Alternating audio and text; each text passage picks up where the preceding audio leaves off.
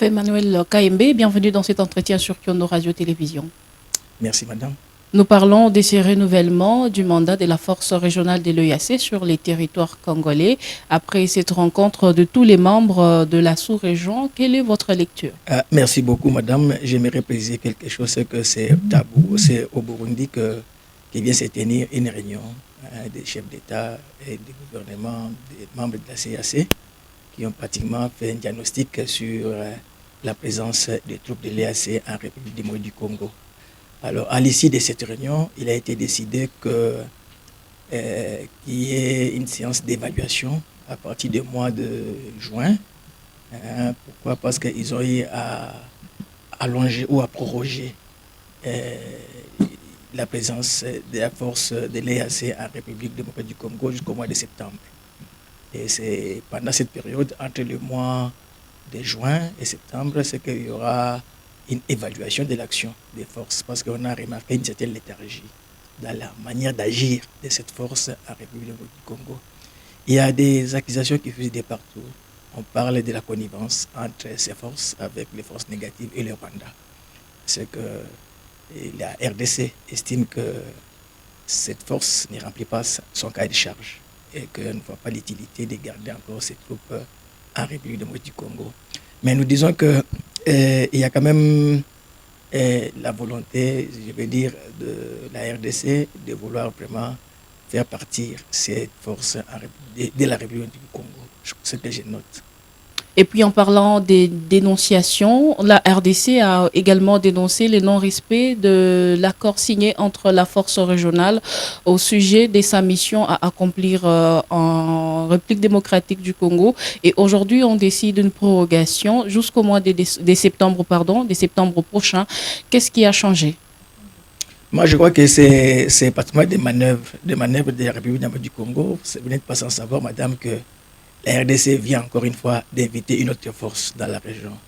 C'est la force de la SADC qui doit pratiquement prendre des pieds en République du Congo. Vous voyez, sur terrain, quand vous analysez froidement les choses, vous trouverez que vous avez d'abord la présence des FRDC, la présence des forces de la MONUSCO, la présence des forces de l'EAC.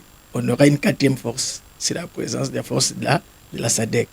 Moi, je crois que dans la manière d'agir ou de faire de la République du Congo, c'est que on ne veut pas du coup faire partir la force de l'EAC, mais on veut échanger la présence de ces forces-là par et à travers la présence de la SADC.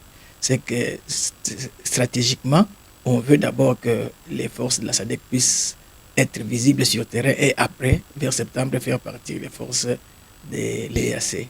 C'est un problème de responsabilité, c'est qu'on ne veut pas illico presto faire partir la force de l'EAC au risque de rester un vide stratégique sur la région, et dans la région, et que pendant ces temps, vous n'êtes pas sans savoir que le Rwanda et les M23 s'activent pour prendre Goma. Voyez-vous? Alors, il ne serait pas recommandable à ce stade ici, vu que les Rwanda et les M23 ont une posture offensive par rapport à la ville de Goma, et faire partir directement la force de l'EAC.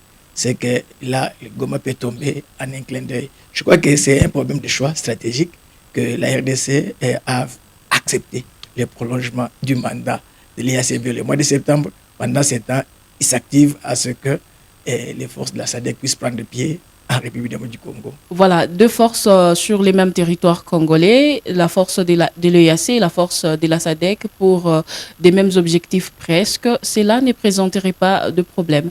Sur le plan stratégique, je suis d'avis avec vous, madame. Parce que là, nous sommes dans un tour de Babel stratégique. On ne sait pas ce qu'on fait. Vous avez juste le Rwanda en face de nous, mais vous avez plusieurs forces qui ne donnent pas les résultats escomptés. Et nous sommes dans un embarras stratégique. Mais tout compte fait, je crois que laissons le temps au temps, observons bien les faits sur terrain. Pendant ce temps, moi, j'estime, si j'étais un décideur au commandement des forces des FRDC, j'ai dit qu'on devait mettre à profit tout ce temps pour donner du sang nouveau au FRDC, du matériel neuf et aussi un état d'esprit de combat pour que ce temps qu'on a mis, que ce soit au profit de nos forces pour faire le travail, le job. Mais si on a mis ce temps pour regarder seulement les autres venir nous aider, j'ai dit, madame, il n'y aura pas de résultat. Parce que vous l'avez dit vous-même. Plusieurs forces, mais aucun résultat. À quoi bon ça sert? Voici l'imbroglio stratégique là où se retrouve la République du Congo aujourd'hui. Merci beaucoup, professeur, d'avoir répondu à toutes nos questions. Merci madame, c'est moi qui vous remercie. C'était un plaisir de vous voir.